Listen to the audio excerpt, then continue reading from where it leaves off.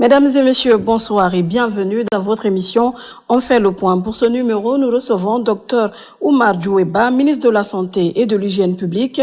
Avec lui, nous allons aborder les questions liées aux actions menées dans son département ministériel au compte de l'année 2024. Sur ce plateau avec moi, Abdallah Kamara. Abdallah, bonsoir. Bonsoir Mariam. Comment vas-tu? Ça va.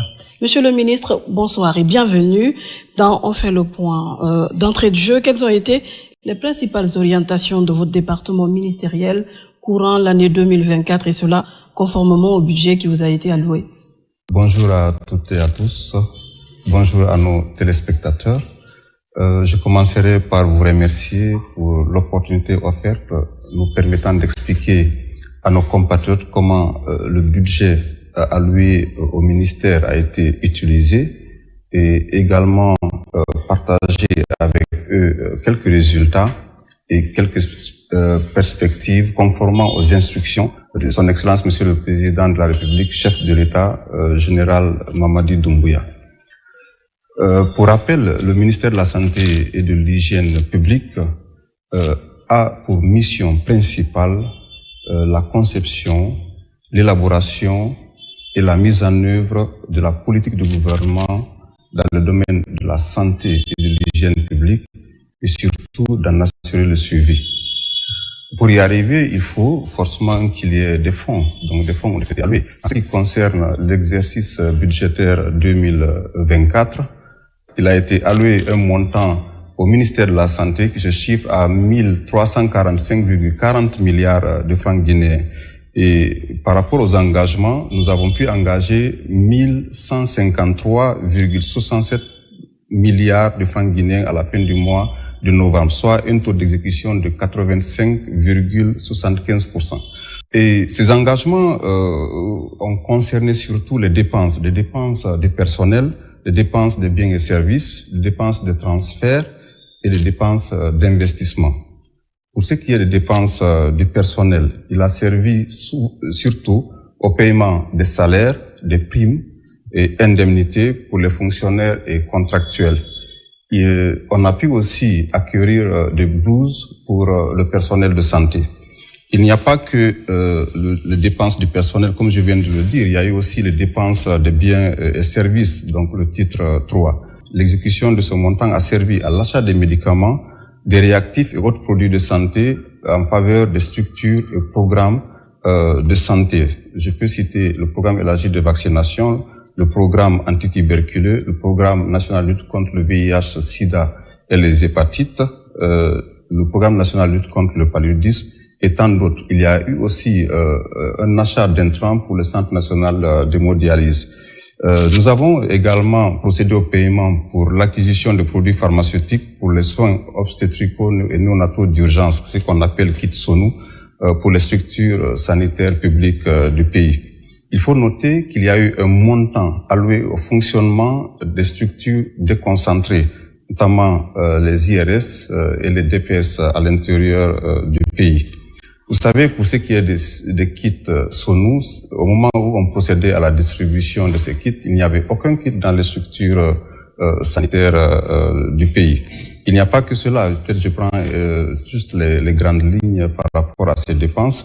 Sinon, on a procédé aussi aux frais de nettoyage, d'achat de fournitures, de petits matériels de bureau et tant d'autres que je ne peux pas tout décrire ici. Il y a également eu les dépenses de transfert. Ces dépenses concernent essentiellement les dotations accordées aux établissements sanitaires pour leur fonctionnement. Nous avons des structures sanitaires à l'intérieur du pays, les EPA et tout.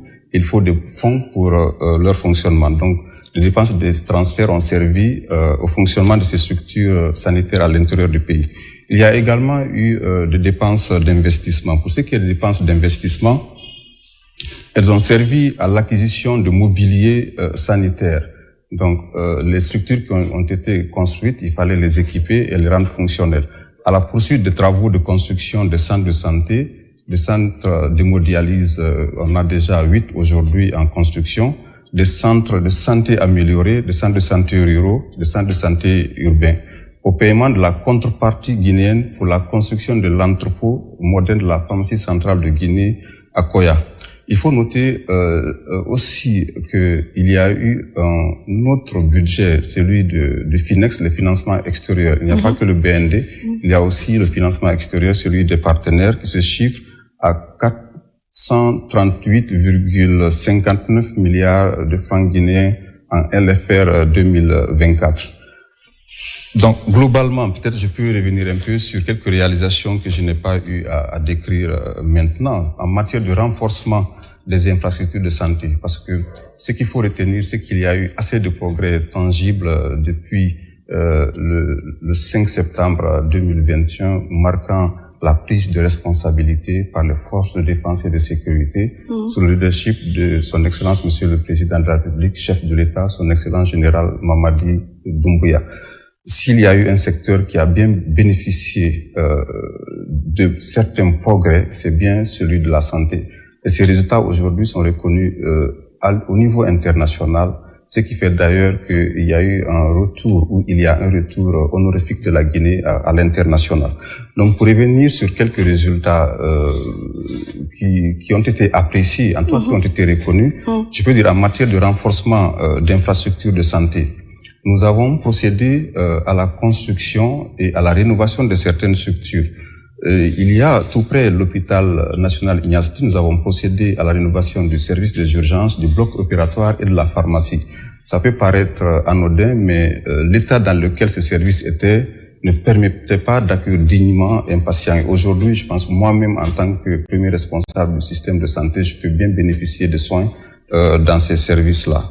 Il n'y a pas que cela, il y a eu aussi l'achèvement de plusieurs chantiers, parce que ce que nous nous sommes dit, il fallait d'abord faire l'état des lieux de tous les chantiers. Et finalement, nous nous sommes rendus compte qu'on avait plus de 87 chantiers en cours. Certains dont les travaux ont démarré depuis 2014. Donc il fallait achever rapidement ces chantiers-là et rendre fonctionnelles les structures de santé, bien sûr, en les équipant et aussi en y affectant du personnel de santé. Ce qui a été fait, ce qui a fait aujourd'hui, nous avons une vingtaine de structures déjà achevées qui sont en attente d'inauguration. Et nous avons à peu près une cinquantaine qui doivent être achevées d'ici quelques mois, peut-être d'ici la fin du premier trimestre 2025. Nous aurons une cinquantaine de structures que nous pourrons rendre fonctionnelles et surtout mettre à disposition des communautés. Parce que ce qu'il faut préciser, c'est que la plupart de ces structures sont à l'intérieur du pays, plus proches des communautés. Parce que ce qu'on s'est dit, ou ce qui est réel d'ailleurs, plus de 80% de problèmes de santé peuvent être résolus au niveau communautaire. Donc ce qui fait qu'aujourd'hui, notre priorité, au-delà de l'achèvement des chantiers qui sont entamés, c'est de pouvoir aussi construire quelques structures de santé de premier rang au niveau des communautés pour que quelqu'un, par exemple, ne quitte pas Yomou, Sigiri, Mali, venir jusqu'à l'hôpital national Ignastine pour un paludisme, par exemple. Donc, on peut déjà, au niveau des communautés, plus proches des communautés, prendre en charge certaines personnes. Ça pourrait éviter que ces personnes parcourent de centaines de kilomètres pour bénéficier des soins qu'elles auraient pu bénéficier tout près de ce gel. Donc, on est en train aujourd'hui d'achever ces chantiers-là. Il n'y a pas que ces centres de santé que nous avons achevés, il y a assez que nous avons achevés. Il y a aussi les centrales d'oxygène. C'est d'ailleurs, ça c'est une prouesse, quand même, il faut le reconnaître, parce que l'oxygène peut réduire le taux de mortalité de plus de 90%. Si l'oxygène est déjà disponible, ça peut réduire le taux de mortalité. Et au niveau des urgences, au niveau du bloc opératoire, de la réanimation, pratiquement tous les services. Et vous savez bien que nous avons assez de cas de victimes d'accidents de la voie publique. Donc le fait d'avoir déjà l'oxygène à l'intérieur du pays et ce qui est aujourd'hui, c'est réel. Nous avons la centrale de Zérékoré qui est opérationnelle, la centrale de Kankan qui a été inaugurée et la centrale de Labio aussi est inaugurée. Donc ces trois centrales sont aujourd'hui fonctionnelles et elles permettent d'approvisionner tous les hôpitaux de ces différentes régions-là en oxygène. Donc les hôpitaux préfectoraux peuvent s'approvisionner à partir de ces centrales. Donc ça peut réduire de façon très significative le nombre de décès dans les formations sanitaires. Il y a eu aussi les incinérateurs. Donc, nous devons bientôt inaugurer ces incinérateurs. Nous avons accéléré. Donc, d'ici tout au plus le mois d'avril, nous pourrons inaugurer ces incinérateurs qui sont au nombre de 8. Également, toutes les régions en possèdent. Donc, ça va permettre de procéder à l'élimination par des méthodes conventionnelles des faux médicaments, des faux produits de santé qui seront saisis sans pour autant passer à la méthode classique, le fait de brûler les médicaments à l'air. Ça, on sait que ça peut, comme on le dit, c'est un processus qui peut entraîner des produits toxiques pour l'environnement. Donc, les environnementalistes peuvent trouver que ce n'est pas une méthode de les incinérer à l'air libre. Voilà, le fait maintenant d'avoir ces incinérateurs-là, ça va vraiment permettre d'assainir le pays en matière de structure, en matière de produits, de déchets biomédicaux, de déchets médicaux. Il y a les unités d'hémodialyse. Vous savez, on parle de maladies rénales, insuffisance rénale aiguë, chronique et tout. Et aujourd'hui, avec la vision du chef de l'État, nous avons 8 unités d'hémodialyse en construction. Pendant que je vous parle, on a 5 sur les 8 qui sont à un taux d'exécution physique de plus de 95%. Donc c'est sûr que d'ici la fin de l'année, ces unités d'hémodialyse aussi seront opérationnelles. Je reviens un peu sur les centrales d'oxygène. Il n'y a pas que ces 3 régions qui sont bénéficiaires. Les autres régions aussi bénéficient également, mais les travaux sont en cours et nous espérons que d'ici quelques mois, nous pourrons aussi inaugurer ces centrales pour que tout le pays soit finalement L'objectif, couvert. C'est les 8 régions. Hein? L'objectif, ce sont les 8 régions et je suis sûr que d'ici quelques temps, toutes les régions, l'intérieur du pays sera vraiment couvert de centrales d'oxygène et ça va réduire de façon très significative le taux de mortalité dans nos formations sanitaires. Il y a aussi l'amélioration des soins ou la notion d'accès aux soins. C'est vrai qu'il faut d'abord construire, il faut équiper, il faut mettre du personnel, mais après il faut qu'il y ait la disponibilité des médicaments et vaccins. Pour rappel, avant le 5 septembre 2021, la pharmacie centrale de Guinée, qui est la structure étatique qui est chargée de l'importation et de la distribution des médicaments, surtout des médicaments génériques, des médicaments essentiels, était autour de 10% de disponibilité. Donc, il y avait un véritable problème. Si la principale centrale n'avait pas plus de 10% de disponibilité, ça veut dire qu'il y avait un problème. Aujourd'hui, nous sommes à plus de 80% de disponibilité. Vous savez déjà, un des résultats qui est reconnu à l'international aujourd'hui, c'est bien cette lutte contre le trafic de faux médicaments. Plusieurs conteneurs de faux médicaments ont été saisis, le contenu a été incinéré. Et ça fait que la Guinée est maintenant citée en exemple par rapport à la lutte contre les faux médicaments. Donc, il y a une avancée significative en matière de disponibilité des médicaments et des vaccins. Il n'y a pas que les médicaments. Je viens de parler de la vaccination, des vaccins. Nous étions aussi à 95% de rupture en vaccin traditionnel. Donc, ce qui faisait de notre pays le premier pays au monde en termes de rupture. Et nous avions également le plus grand nombre d'enfants zéro dose parmi les pays de l'Afrique centrale et de l'Afrique de l'Ouest. Donc, les enfants qui, à la naissance, ne bénéficient pas du tout de vaccination. Et tout le monde sait aujourd'hui que la vaccination, c'est un des piliers du système de santé parce que c'est la prévention. Bien entendu. Au lieu d'aller se soigner, il faut éviter la maladie et c'est la vaccination qu'on a comme moyen principal d'éviter certaines maladies. Ce qui fait d'ailleurs le fait qu'on ait eu assez de ruptures, ça a exposé le pays à plusieurs épidémies, des maladies évitables par la vaccination. Ce qui fait que nous nous sommes dit, il fallait d'abord renforcer le programme élargi de vaccination, faire en sorte qu'on ait des vaccins en quantité, en qualité et surtout à un coût abordable. En ayant le premier ministre chef du gouvernement, M. Amadou Ouriba, comme étant champion de la vaccination, nous avons pu procéder au lancement de plusieurs campagnes de vaccination à l'intérieur du pays et certainement aujourd'hui, ça a pu améliorer la couverture nationale en matière de vaccination parce que ce qu'on dit, notre pays est à 47% de couverture vaccinale depuis plus de 10 ans, pendant que certains pays de la sous-région sont à plus de 90%. C'est ce qui fait que nous nous sommes dit il fallait se lever, prendre à bras le corps cette question de vaccination pour qu'on puisse améliorer de façon significative la couverture vaccinale.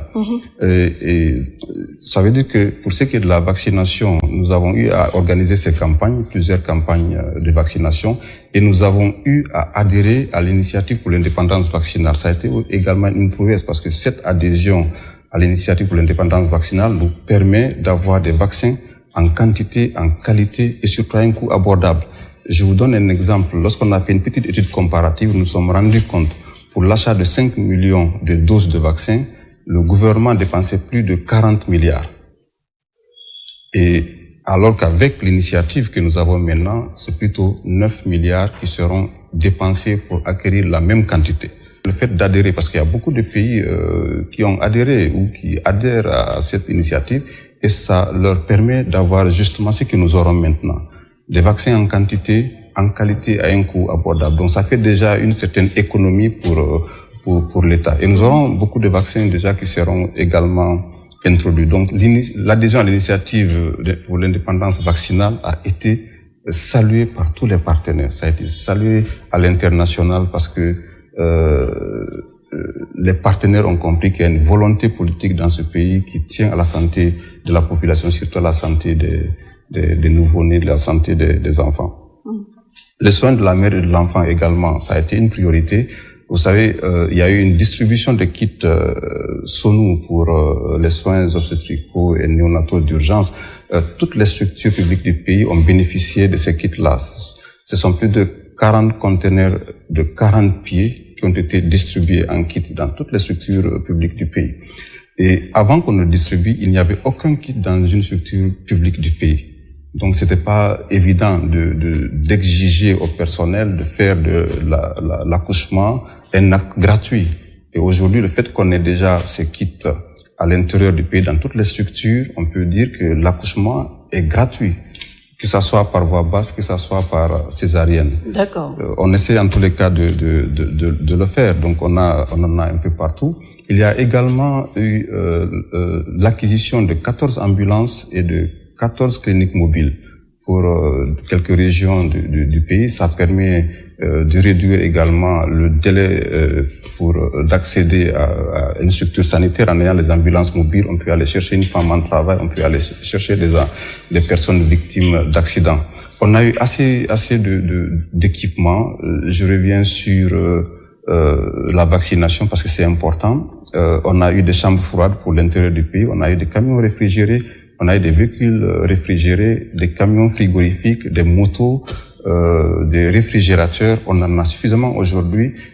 Beaucoup sont en train d'être installés à l'intérieur du pays pour que la chaîne de froid soit respectée. Parce que le vaccin, s'il sort de la chaîne de froid, il n'est plus un vaccin, il perd son efficacité. Donc, au niveau de la logistique, toutes les dispositions ont été prises et aujourd'hui, nous sommes sûrs et certains que nous aurons des vaccins qui seront de qualité et qui seront conservés jusqu'au moment où ils seront inoculés aux enfants. Il y a eu des véhicules qui ont été distribués aussi, où il y a une acquisition de véhicules pour la pharmacie centrale de Guinée et pour beaucoup d'autres structures. Et nous continuons également la lutte contre les cliniques clandestines, contre les pratiques médicales et paramédicales illégales, le trafic des médicaments et autres produits de santé. Nous connaissons tous, nous sommes conscients des dégâts que provoquent ces cliniques-là dans nos quartiers. C'est depuis l'avènement du CNRD. Et cette lutte, elle continue, elle va être pérenne. Donc, les opérations continuent. Et les cliniques qui sont pas dans les normes sont fermées. Et même les cliniques qui sont légales, mais qui n'ont pas, qui ne répondent pas à un minimum de normes, seront fermées. Par exemple, je prends l'exemple du bloc opératoire. Si dans un bloc opératoire, on n'a pas d'oxygène, on n'a pas les éléments qu'il faut, ce bloc sera fermé jusqu'au moment où la clinique va essayer de répondre à un minimum de normes. Donc la lutte que nous continuons à mener, ce n'est pas que pour les structures illégales. Même les structures légales qui ne répondent pas, on va les fermer. Et ça ne concerne pas que les cliniques. Il y a aussi les laboratoires, il y a les pharmacies, entre guillemets, tout ce qui est structure médicale. Partout, on peut bénéficier d'une prestation liée à la vie. D'accord. Pour les ressources humaines, nous savons que les ressources humaines ne sont pas rationnellement répartis, équitablement répartis sur l'étendue du territoire national. Nous avons procédé à la mutation de 114 personnels de santé à l'intérieur du pays. Et ces médecins, pharmaciens, sages-femmes, infirmiers doivent prendre fonction à l'intérieur dans les structures de l'intérieur pour qu'au moins que nos compatriotes qui sont dans ces zones-là puissent bénéficier de l'expertise médicale. D'accord. Et même les 2000 qui ont été recrutés cette année seront également affectés à l'intérieur du pays pour qu'on puisse répondre à un minimum, on va passer à un minimum de normes. On va passer à cette deuxième partie de cette émission qui est le face-à-face.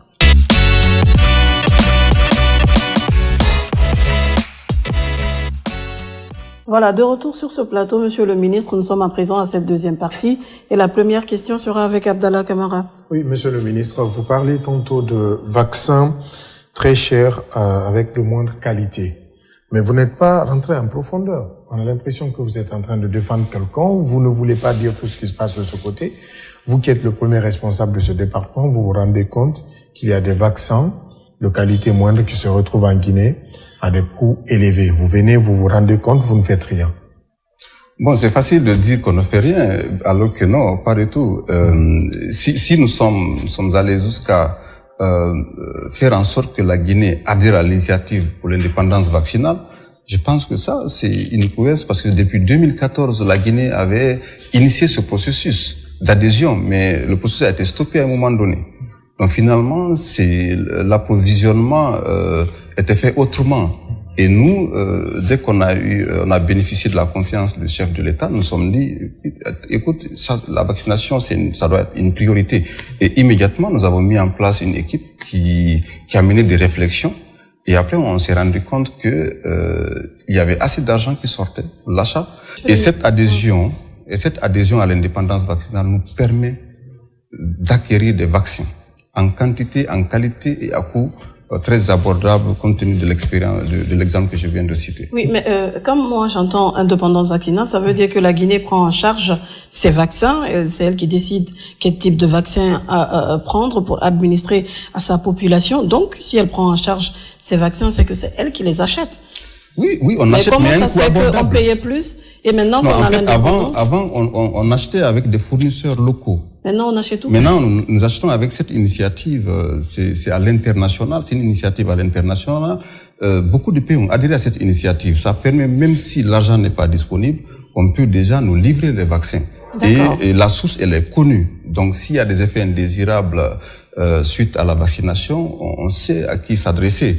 Non seulement on en aura en quantité parce qu'il y aura plus de rupture. Dès qu'on a besoin il suffit juste d'exprimer les besoins, donc on aura les vaccins. Et on aura en qualité aussi, parce qu'on connaît la source. Et autre chose aussi pas moins important, c'est surtout le coût. Comme je l'ai dit, on a le tableau par rapport à cette étude-là. Mais on ne peut pas revenir sur tout ce que nous avons trouvé. L'héritage, il est lourd. Le plus important pour nous, c'était d'abord d'avoir des vaccins. Imaginez, parmi tous les pays de l'Afrique centrale et de l'Afrique de l'Ouest, la Guinée a le nombre le plus élevé d'enfants zéro dose. C'est ce qui fait d'ailleurs, peut-être on parlera dans les perspectives, pour l'année 2025, il est prévu d'organiser une campagne commando où nous pourrons vacciner tous les enfants. Et rattraper les enfants. Vous avez assez polio, coqueluche et tout, la diphtérie, la méningite, le tétanos. On aura assez, tous les antigènes pratiquement. Nous allons procéder à cette campagne et tous les enfants du pays, nous espérons bien sûr, seront vaccinés. Et ça va arriver aussi. Le maximum d'enfants. Et on va vous impliquer tous, toutes les forces vives seront impliquées pour qu'on puisse vraiment rattraper ce retard quand même vaccinal. Parce que nous trouvons que c'est pas logique. L'une des actions phares courant l'année 2024, c'est aussi l'élaboration du plan national de développement sanitaire que vous avez eu à valider. À quoi on peut s'attendre exactement avec ce nouveau plan? Non, ce nouveau plan, c'est comme un peu l'architecture. L'architecture du ministère, on se dit la Bible. C'est vrai que c'est élaboré, nous devons procéder à la validation. Mais dans ce plan, nous aurons pratiquement tous les éléments. Ça prend en compte même le projet Simandou, toutes les infrastructures qu'on aura sur le corridor. Je pense que ce plan, c'est un peu comme je l'ai dit, c'est la structure c'est le plan d'un bâtiment. Donc on aura ce plan. Si on le valide là, on pourra le mettre en œuvre. Mais d'ici là, nous avons d'autres activités que nous devons mener rapidement. Il y a la carte sanitaire que nous devons faire. Et cette carte sanitaire nous permettra d'avoir les besoins réels de nos populations en matière de structure de santé, en matière de personnel et en matière d'intrants. Donc on saura à quel endroit il faut construire un centre de santé, un centre de santé amélioré, un centre de santé rural en fonction parce qu'il y a des critères. Exactement, là on aura les besoins réels, on aura une idée sur tout ce qu'on a. C'est vrai que pour le moment on ne peut pas attendre cette carte, ce qui fait qu'on a un projet de construction de plus de 50 centres de santé. Surtout nous avons ciblé des zones accidentogènes ou bien des zones difficiles d'accès. Donc pour ce qui est d'ailleurs de la construction de ces 50 centres de santé, d'ici un mois, les travaux seront lancés et pour un délai d'exécution de 8 mois. Donc d'ici la fin de l'année, ces centres aussi seront inaugurés et mis à la disposition de la population. Nous avons, comme je l'ai dit tout de suite, nous avons misé sur des zones accidentogènes ou des endroits très difficiles d'accès. Donc nous aurons, en attendant qu'on ait la carte sanitaire qui va remettre les pendules à l'heure, voir où est-ce qu'il faut construire quoi et où est-ce qu'il faut envoyer une sage-femme, est-ce qu'il faut envoyer 2 infirmiers ou est-ce qu'il faut envoyer un spécialiste. Puisque vous parlez de personnel, aujourd'hui, quel est le déficit? Puisque vous avez annoncé tout à l'heure 2000 qui vont vous rejoindre, 114 déjà ventilés à l'intérieur du pays. Aujourd'hui, quel est le gap? Bon, on avait exprimé un besoin de plus de 10 000, plus de 13 000 d'ailleurs. On avait exprimé un besoin de plus de 13 000. On a eu pour 2000. Ce n'est pas fini. Déjà, avec les 2000 que nous avons, nous allons les affecter. Et en attendant qu'on ait la carte sanitaire actualisée, nous saurons, ça va certainement changer la donne, surtout que nous sommes en train de construire certaines structures aussi à l'intérieur du pays, même ici à Conakry. Donc forcément, la donne va changer. Mais le plus important, d'ici quelques temps, après la réactualisation de la carte sanitaire, nous saurons réellement quel sera le besoin en ressources humaines. Mais parlant des ressources humaines, comment vous faites pour maintenir les agents affectés sur leur lieu d'affectation? Parce que beaucoup vont, après ils quittent. Justement, c'est un des défis. Comment d'abord affecter les agents à l'intérieur du pays et comment les maintenir là. C'est ce qui fait, nous sommes en train de réfléchir sur des possibilités pour les encourager à y rester. Mais nous ferons ce que nous pourrons. Déjà, pour ceux qui ne veulent pas rester, je suis sûr et certain, nous prendrons certaines mesures. C'est vrai qu'il y aura des mesures d'accompagnement, mais après, pour ceux qui ne resteront pas là, je pense que les textes seront clairs. Les textes sont clairs. Tout à fait.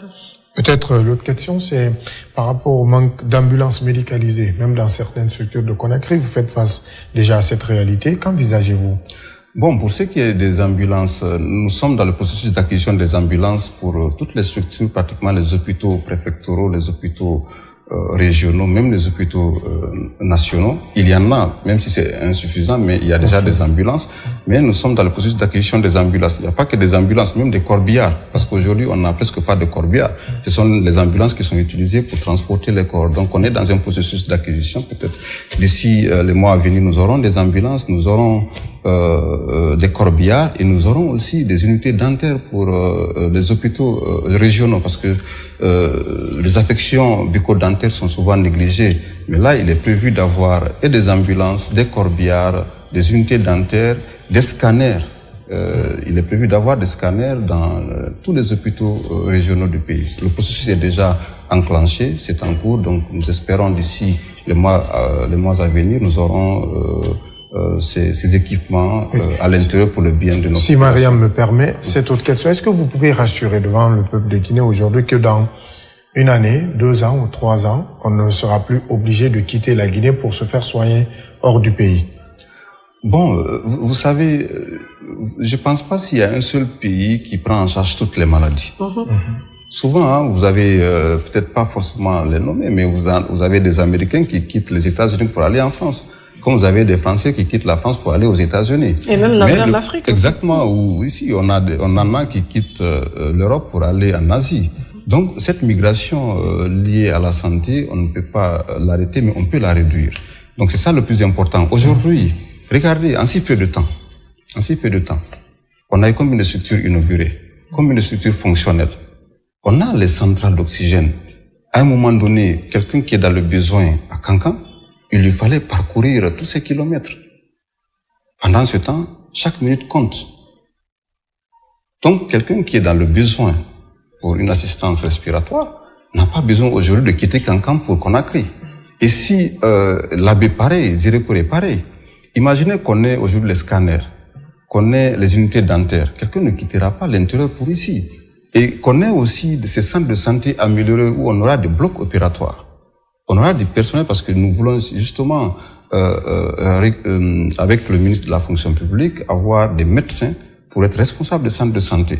Et des médecins qui seront formés en chirurgie d'urgence. Donc ces médecins qui seront responsables de ces centres de santé pourront procéder à des interventions, je dis pas banales, mais qui ne seront pas compliquées, ou qui ne sont pas compliquées. Donc tout cela peut éviter l'arrivée vers Conakry. C'est surtout l'objectif. Donc avec l'élan que nous avons aujourd'hui, je suis sûr que ça va réduire de façon très significative les évacuations vers l'extérieur du pays. Parce que autre chose aussi, c'est pas que tout est noir ici. Tout est rose ailleurs. Mais il y a cette crise de confiance entre les populations et le système de santé. C'est ce qui fait justement, aujourd'hui, nous sommes en train de lutter farouchement contre les pratiques illégales. D'antan, oui. Même les erreurs médicales, nous veillons. Chaque fois qu'il y a même un décès maternel, nous envoyons une équipe pour voir réellement si la responsabilité du personnel n'est pas engagée. Donc nous voulons quand même que la population ait confiance au système de santé. Et c'est un des objectifs que nous avons, et je suis sûr et certain nous pourrons l'atteindre. Oui, monsieur le ministre, aujourd'hui, qu'est-ce que vous faites comme réforme au niveau de la qualification de nos médecins? Est-ce que vous êtes en collaboration avec des centres de formation à l'étranger avec des bourses de formation pour qualifier davantage nos médecins, vu que nous sommes face à de nouvelles maladies que les Guinéens n'ont pas l'habitude de connaître? Oui, je pense qu'aujourd'hui, nous avons déjà des médecins spécialistes. Je pense que le principal objectif aujourd'hui, c'est d'abord d'utiliser tout ce personnel qualifié. On a un personnel qualifié. Il faut l'utiliser à bon escient. Il faut comment l'utiliser? C'est d'avoir tous les équipements qu'il faut. C'est ce qui fait pour ce qui est de 2025, il est question de revoir les équipements, les spécificités, voir un peu les spécifications des équipements. Lorsqu'on a fait une tournée, ou lors de nos différentes tournées à l'intérieur, même ici, à Conakry, nous avons, dans certaines structures, trouvé des équipements qui sont là depuis 5 ans, depuis plus de 5 ans d'ailleurs, et qui ne sont même pas adaptés à nos réalités. Donc nous avons trouvé tous ces équipements. Aujourd'hui, nous avons mis en place une commission qui doit travailler sur les équipements qu'on doit acheter maintenant. Et on saura par niveau quels sont les équipements qu'on doit avoir. Je pense que le fait d'avoir des équipements à disposition avec un personnel qualifié, c'est sûr que la confiance va renaître. C'est un processus qui est long, et il faut surtout pas oublier que l'héritage est très lourd. Il est lourd, d'accord. Il est lourd, mais on y arrivera parce qu'aujourd'hui, en un laps de temps, je vous dis encore qu'on a eu beaucoup de résultats. Beaucoup de résultats. Et cela est reconnu à l'international. Ça valut même des invitations à Atlanta, aux États-Unis, en France, au Quai d'Orsay, un peu partout, à Lyon, récemment lors de l'inauguration de l'Académie de l'OMS à l'Assemblée mondiale de la santé. La Guinée aujourd'hui peut dire un mot par rapport à tout ce qui a été obtenu depuis le 5 septembre 2021. D'accord. On va revenir sur les prouesses du côté de la santé à l'étranger, mais on va passer à cette autre étape où des citoyens se sont prononcés sur vos actions au ministère de la Santé. On va les écouter dans le Vox Pop.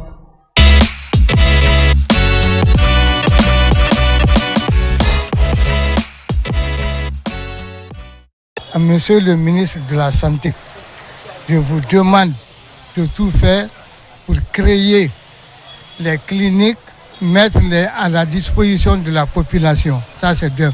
De deux, de tout faire pour que les produits qui viennent, que vous envoyez à l'intérieur, soient à la disposition de la population, pour que les gens puissent se soigner.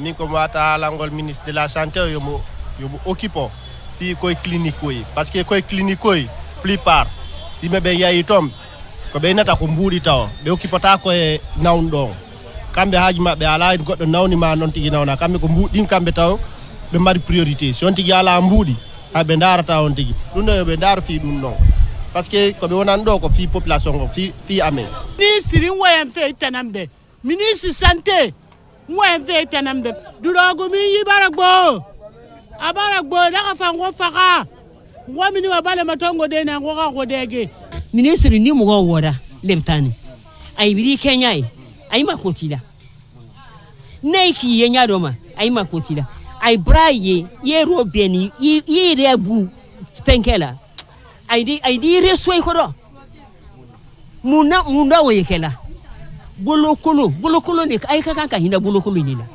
mi brawa ay wele madebe la famai ayo to boloko fe mi brawa kasidi ayo idanku ayay janto bolokolo iro ayay janto bolokolo iro setanunye.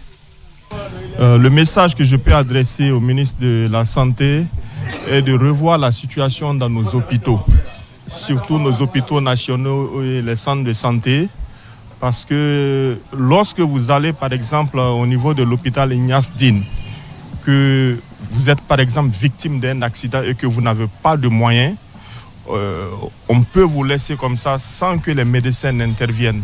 Donc l'adresse qu'on peut donner au ministre de la Santé est de faire en sorte, de la même sorte que l'hôpital Donka est géré, qu'il y ait cette même administration au niveau de l'hôpital Ignace Dine.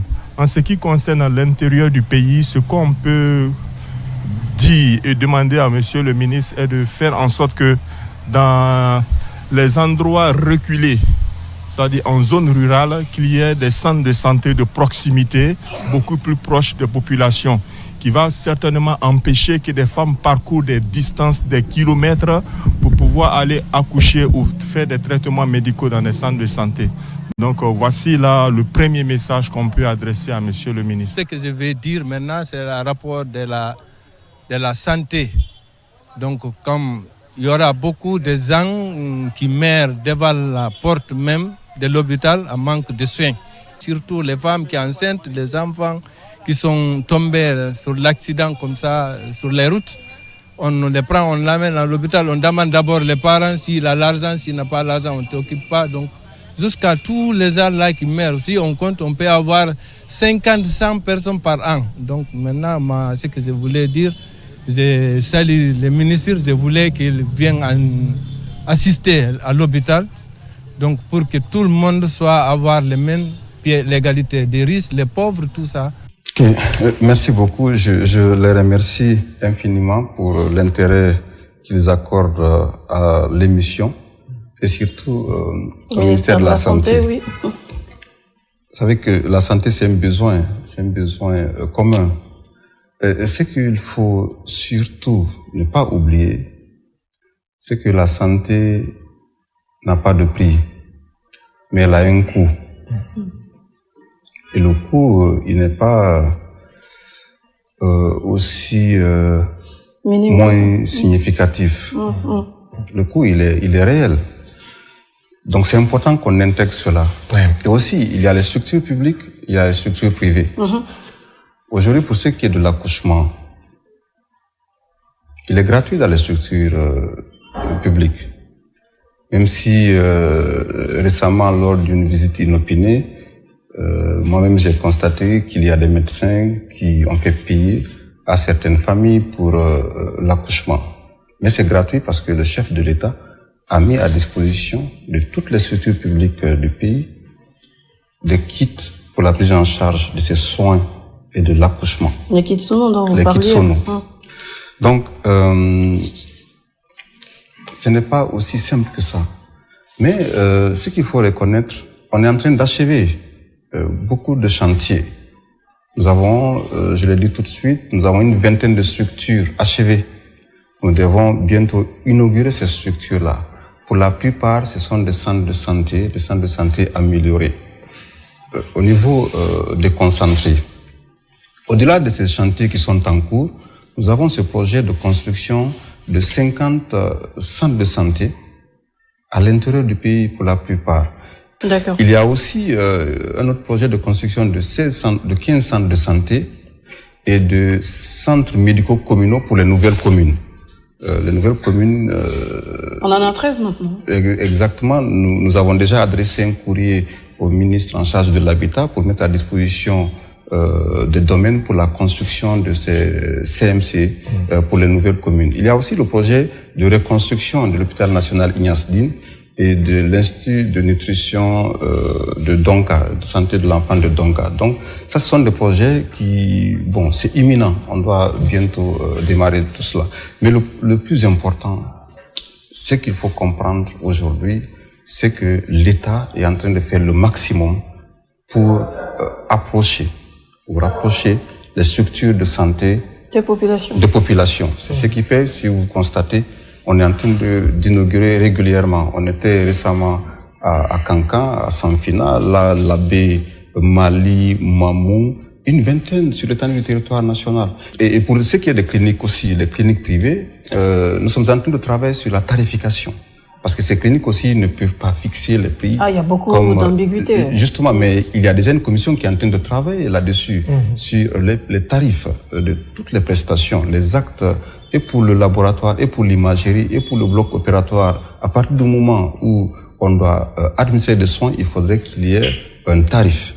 Donc, déjà, pour ce qui est des médicaments, là, on a la commission nationale du prix du médicament qui est en train de travailler. Bientôt, nous aurons la structure que nous allons valider. Et une fois cette structure-là validée, elle sera appliquée par les importateurs et par les pharmaciens qui sont là, qui vont dispenser aux populations les médicaments. Donc ça, c'est dans quelques... Ça va nous permettre d'avoir les mêmes prix. On aura des prix homologués. Un produit qui est vendu à 10 francs, ici à Conakry, le sera partout à Yomu ou à Sigiri, à Yokunkun, un peu partout. Donc la commission est en train déjà de travailler et maintenant, ce qui doit suivre, c'est la tarification de tous les actes, et pour les structures privées et pour les structures publiques. Ce qui est gratuit aussi doit être gratuit. Il y a de ces médicaments aujourd'hui qui sont gratuits, l'État prend en charge les kits et tout. La prise en charge du VIH, pour ce qui est du paludisme simple, c'est gratuit. Il y a des moustiquaires que l'État est en train de distribuer. Tout ça dans la lutte contre le paludisme. Il y a assez de choses quand même qui sont gratuites, mais c'est lourd encore une fois. Parce que quand vous voyez un peu dans les pays où il y a une couverture santé universelle, vous vous rendez compte que les gens, ils travaillent, ils cotisent, ils payent les impôts et tout. Aujourd'hui, quand on prend un peu la marge ici salariale, où on regarde on a combien de fonctionnaires sur l'ensemble de la population, je pense qu'on peut bien réfléchir. Et c'est pas gratuit. Tous les soins, on aspire tous à la gratuité, mais rien presque n'est gratuit. C'est l'État qui va prendre en charge. Et l'État, lui seul, je pense, ça risque d'être un petit peu compliqué que l'État, s'il n'est pas accompagné, qu'il prenne. Déjà, il y a assez d'efforts. Et c'est reconnu. Aujourd'hui, c'est reconnu. Ici, c'est reconnu. Bien et c'est beaucoup plus reconnu à l'international. Il y a un téléspectateur qui a posé la question sur la consommation de la drogue.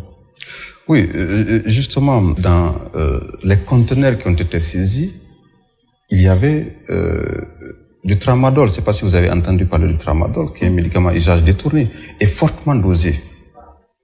Dosé à 250 mg. Ce n'est pas du tout à usage hospitalier. Donc, les enfants consommaient énormément ce médicament, ou cette drogue, s'il faut qualifier ainsi ce produit. Dans les zones minières, par exemple, les mineurs prenaient énormément ce médicament. Même ici, les conducteurs de taxis et autres, des motos et tout, les jeunes consommaient. Et ça provoquait ou ça provoque une addiction. Donc, il y a eu assez de conteneurs de ce faux médicament qui ont été saisis. Donc, il n'y a pas que ça. Je ne peux pas aller sur tout ce qui a été retrouvé. Mais quand même, s'il y a un acte qu'il faut beaucoup saluer, c'est surtout celui qui a permis de mettre fin, ou en tout cas de réduire de façon significative, ce trafic de faux médicaments. Parce que ces faux médicaments se retrouvaient partout, même dans les hôpitaux. Vous venez dans les hôpitaux publics, c'était un business. Tous les services, dans chaque service, vous avez quelqu'un qui vendait. Vous voyez, la pharmacie centrale, comme je l'ai dit, était à 10%, alors que c'est celle-là qui devait, qui était censé approvisionner les structures publiques. Donc ça veut dire que les structures s'approvisionnaient ailleurs. Et qui contrôlait la qualité de ces produits. Donc aujourd'hui, c'est sûr et certain, si nous faisons une étude, nous nous rendrons compte que le taux de mortalité a baissé dans notre pays.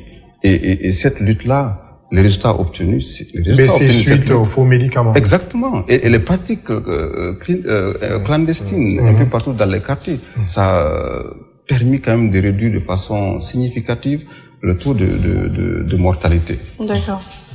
Maintenant, il y a un citoyen aussi qui posait la question de savoir quelles sont les mesures envisagées quant à la prise en charge des malades dans les hôpitaux publics. Non, vous savez, il y a ce processus de couverture santé, couverture maladie qui est en cours. On est en train de faire des études de faisabilité, voir comment. Déjà, vous savez que pour les fonctionnaires, c'est bon. Mais pour ceux qui ne sont pas fonctionnaires, donc des réflexions, des études sont en train d'être faites dans ce sens-là. Mais encore une fois, comme je l'ai dit, la santé n'a pas de prix, mais elle a un coût. C'est ce qui fait que nous avons pris les devants. Parce qu'il ne s'agit pas d'avoir la carte et qu'on vous dise non, vous pouvez vous soigner gratuitement. Il faudrait que vous ayez des structures où vous pourrez aller présenter cette carte pour bénéficier de ces soins. C'est ce qui est en train d'être fait aujourd'hui. Et l'étendue du territoire national sera couverte de structures de santé, surtout des structures de centres de santé améliorés, c'est-à-dire à base communautaire. Une fois qu'on a toutes ces structures-là, je pense que ça va être encore beaucoup plus facile. Mais en attendant cela, Monsieur le ministre, il n'y a pas un mécanisme qui est mis en place, au moins pour les cas d'urgence grave, pour ne pas attendre tout de suite l'argent ou le montant? J'avoue, je vous dis, quand je prends le cas des accidents de la voie publique, on a eu plus de 1400 cas, plus de 1400 admis dans les structures, juste pour l'année 2024. Et ces personnes qui ont été admises ont été prises en charge gratuitement. D'accord. Donc, vous pouvez pas. Il y a eu le cas de l'accident de Massanta. Vous vous rappelez? C'est la première fois, en tout cas à ma connaissance, qu'on transporte des blessés par voie aérienne. Après, il y a eu également le drame de Zérékoré. Tous les blessés, toutes les victimes qui devaient bénéficier de soins ont été prises en charge gratuitement. Il y a même un de blessés, je le dis, je le répète régulièrement, qui ne pouvait pas être transporté par la voie terrestre. Donc, dès que le président de la République, son excellent général Mamadi Doumbouya, a su qu'il y avait un blessé qui ne pouvait pas être transporté par la voie routière, il a mis immédiatement son hélicoptère à disposition pour aller chercher ce blessé. Il y a le cas de l'incendie du dépôt d'hydrocarbures. Tous les blessés ont été pris en charge. Avant même que les différentes délégations des pays de la sous-région n'arrivent, déjà ces blessés et ces brûlés étaient déjà pris en charge. Et ça a été vraiment apprécié. Donc aujourd'hui, dans les hôpitaux, dès que les blessés arrivent dans la voie publique, ces blessés sont pris en charge. Peut-être c'est d'appeler tous à la prévention et à la prudence. Monsieur le ministre, vous parlez d'hôpitaux, notamment, il y a quand même un scandale financier qui secoue les hôpitaux, les structures sanitaires guinéennes, notamment publiques. Aujourd'hui, vous n'en faites pas cas trop. Qu'est-ce qui se passe de ce côté? Il y a des détournements. On parle de 7 milliards, je parle de 17 milliards. Le montant exact, c'est quoi? Bon, je peux pas prononcer le montant, mais vous savez, le chef de l'État a parlé de refondation. Quand on parle de refondation, ça veut dire qu'on doit revoir tout. Oui. Et pour nous, depuis qu'on a bénéficié de la confiance du chef de l'État, nous avons demandé au personnel à être plus vigilant, à ce qu'il y ait plus de responsabilité dans la gestion de toutes les ressources humaines, matérielles et financières. Et c'est ce qui fait récemment, nous avons tenu à mener des missions de contrôle sur l'utilisation des subventions et des recettes. Des subventions allouées au fonctionnement de ces hôpitaux et aussi de voir comment est-ce que les recettes qui sont générées ou qui y sont générées sont gérées. Donc c'est sur la base des rapports issus de cette mission-là, à mi-parcours, parce qu'on n'a pas encore fini, nous avons constaté qu'il y a quand même des montants pour le moment qui ne sont pas justifiés. Mais bon, je pense que je peux pas trop m'aventurer sur le sujet parce que de toute façon, on est en train de mener des missions de contrôle. Il n'y a pas que même pour les subventions. Il n'y a pas que pour le BND, on est en train de mener également des missions de contrôle sur le FINEX, le financement extérieur. Donc, nous voulons aujourd'hui savoir un franc qui est alloué au ministère de la Santé, comment est-ce qu'il est utilisé? Parce qu'il faudrait que toutes les activités qui sont menées puisse avoir un impact sur le citoyen lambda. Bien entendu. C'est ça notre principal objectif. Donc nous demandons à tous les responsables, à toute personne qui gère les fonds alloués au fonctionnement du ministère, de nous rendre compte. Donc, quelles sont les réformes pour la gouvernance Non, là nous devons mettre en place les conseils d'administration.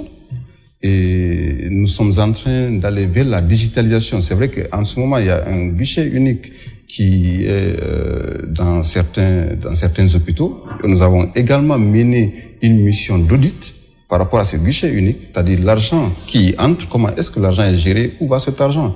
Donc là aussi, j'attends les rapports. S'il y a des écarts et si on se rend compte qu'il y a un manquement, nous allons forcément faire recours. Monsieur le ministre, parlant du statut particulier des médecins, du code de santé publique, code de déontologie, qu'est-ce que le ministère a fait à ce jour? Justement, vous savez, on peut dire quand quelqu'un qui a faim, je ne sais pas ce que vous avez dit. Un intellectuel qui a faim. Il n'y a pas que l'intellectuel qui a faim, toute personne qui a faim. Oui. Mais bon, après, il faut se dire. Ça ne lui permet pas de piocher où il veut. Ce qu'il ne faut pas oublier, on n'a pas été forcé pour aller faire les études médicales et paramédicales. Ça a été un choix. Si on a opté, il faut juste assumer. Cela ne veut pas dire qu'on n'est pas en train de reconnaître les efforts du personnel de santé.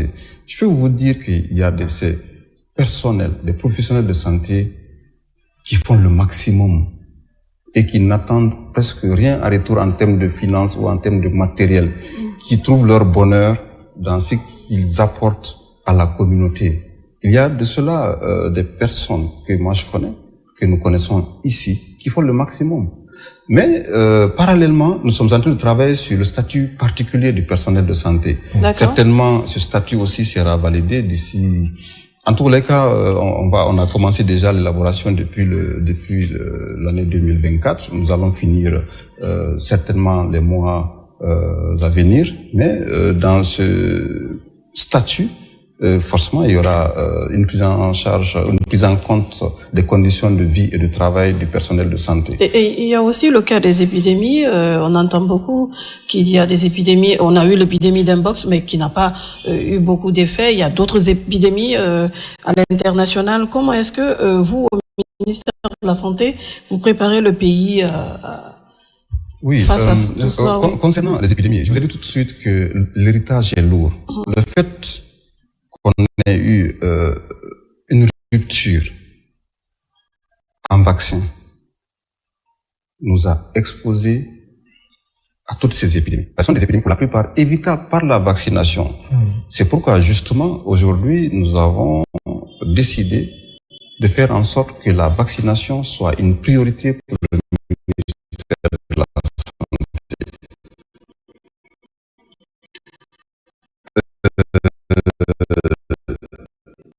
Nous avons connu Ebola avec Mpox. Jusqu'à date, nous avons eu que 2 cas. Le premier cas, il s'agissait d'une fille de 7 ans, Massanta. Heureusement, aujourd'hui,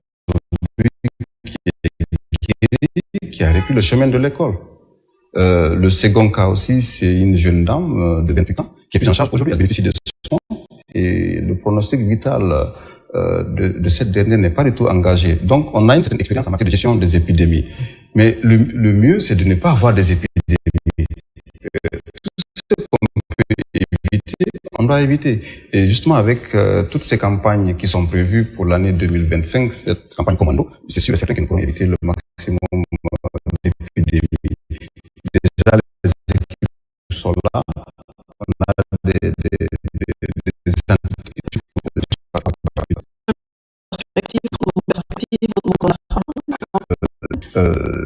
l'objectif premier, c'est d'abord d'achever les chantiers. Vous savez qu'il y a les hôpitaux régionaux.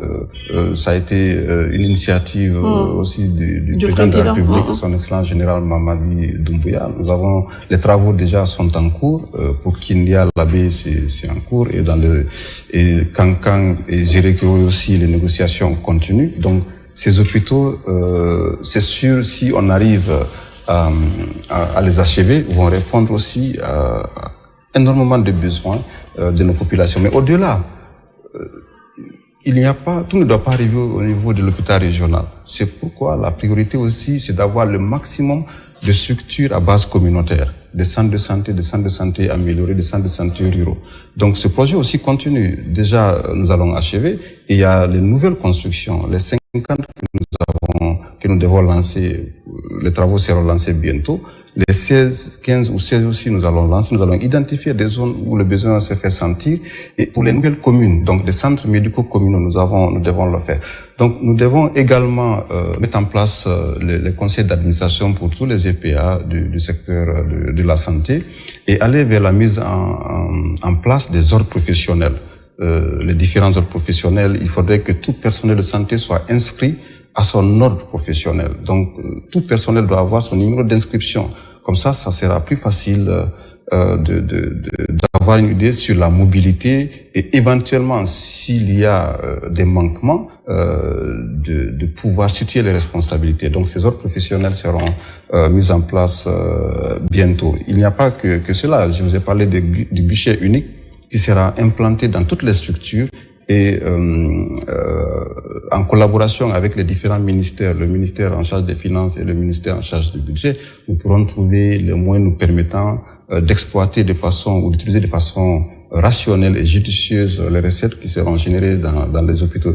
Également pour les subventions, nous attendons juste après ces missions de contrôle, nous pourrons tirer une conclusion, nous saurons si effectivement ces subventions sont utilisées comme il se doit. Est-ce que ces subventions sont utilisées à bon escient ou pas? Après ça, tout cela nous permettra de prendre des mesures.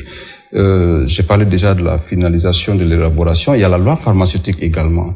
Nous devons réviser la loi pharmaceutique tout en prenant en compte l'utilisation des antibiotiques. Aujourd'hui, la résistance aux antimicrobiens constitue un fléau au niveau mondial. Ce sont des millions de morts si rien n'est fait d'ici quelques années. Un antibiotique dans les conditions normales ne doit pas être prise comme ça sans prescription médicale.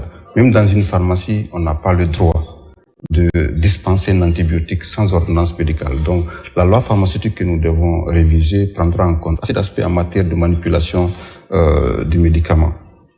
Et nous devons poursuivre également les missions de contrôle. Il n'y a pas que pour les subventions, il n'y a pas que pour le financement extérieur, mais les équipements également. Les équipements, les intrants, les médicaments.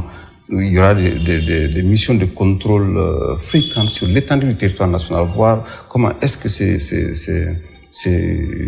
ressources sont utilisées au niveau de ces structures-là. D'accord. Il y a autre chose, c'est la coordination des interventions des partenaires. Vous savez que nous avons beaucoup de partenaires, mais nous voulons qu'il y ait une coordination des interventions de ces partenaires-là, qu'une seule activité ne soit pas financée par 2-3 partenaires et qu'il y ait un alignement. C'est-à-dire que si on doit acheter un équipement, que ce soit un équipement que nous voulons. Et si on doit financer une activité, que ce soit une activité que nous voulons réaliser. Et surtout, nous voulons, comme je l'ai dit, qu'on ait des activités qui auront un impact direct sur la vie de nos concitoyens. Le principal acquis, pour moi aujourd'hui, qu'on ne peut pas avoir partout et à tout moment, c'est bien la volonté politique. C'est en cela d'ailleurs que je rends un hommage mérité à son Excellence Monsieur le Président de la République, chef de l'État, chef suprême des armées, général Mamadi Doumbouya, pour avoir fait de la santé une priorité.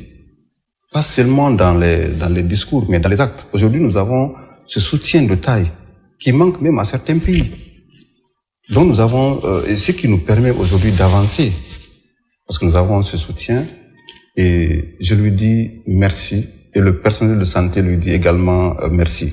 Nous avons le Premier ministre qui est disponible. Il nous accompagne. Toutes les campagnes que nous avons lancées de vaccination, c'est lui-même le champion de la vaccination. Il nous accompagne. Et il nous soutient. Toutes les actions du ministère de la Santé, le Premier ministre est là, il nous accompagne. Les membres du gouvernement, surtout le pôle financier, le ministre en charge de la coopération internationale, il y a une certaine synergie au niveau du gouvernement qui fait que la santé, elle est réellement une priorité des autorités guinéennes. Vous voyez, les forces de défense et de sécurité, si aujourd'hui on a eu à mener la lutte là, on est en train de réussir, c'est bien sûr parce qu'il y a eu ces forces de défense et de sécurité qui se sont mises dans la danse et il fallait à tout prix qu'on mette fin à cette pratique. Il y avait déjà un problème d'insécurité, il n'y a pas que sanitaire. Problème d'insécurité aussi sociale. Okay. Donc, il y a une volonté politique, c'est quelque chose que nous apprécions énormément et qui va nous amener a obtenu des résultats miraculeux. Je suis sûr et certain que le peuple de Guinée appréciera. Il ne reste plus qu'à vous dire merci, monsieur le ministre, d'être passé sur ce plateau. Ça a été un plaisir. Merci, madame. Merci, monsieur, pour cette opportunité. Je pense que, comme je l'ai dit tout de suite, là, il faut qu'on comprenne que l'héritage est très lourd. Le problème, il est profond, il est entier. On ne peut pas changer tout cela comme si on avait une baguette magique. Donc, on demande à tous d'être patients et de nous accompagner. Je profite pour souhaiter bon établissement à tous nos malades, en ambulatoire ou hospitalisés. Et également, prier pour le repos de l'âme de tous nos compatriotes qui nous ont quittés au cours de l'année 2024. Et surtout, féliciter, encourager le personnel de santé qui est là, même le jour férié, qui tient à sauver le maximum de vies. C'est un devoir, nous avons prêté serment, nous devons respecter ce serment et surtout dire à ce personnel que le ministère ne l'oublie pas et nous sommes là pour lui et nous tous devons être là pour le peuple de Guinée. Et souhaiter à toutes et à tous une excellente année et surtout appeler les filles et les fils de ce pays à l'unité, à la culture de la paix, à la culture de la cohésion sociale, gage d'un développement durable. Faisons pour la Guinée ce que d'autres ont fait pour leur pays. C'est en cela que nous pourrons réussir ensemble et faire en sorte qu'on ait un environnement où il fera bon vivre. Merci à toutes et à tous. Merci, monsieur le ministre. Merci à toi, Abdallah. Et ce sont sur ces notes d'appel d'unité du ministre Oumar Djoueba que nous fermons portes et fenêtres de cet autre numéro. Avec lui, nous avons parlé des principales orientations de son département ministériel. Merci d'être resté avec nous.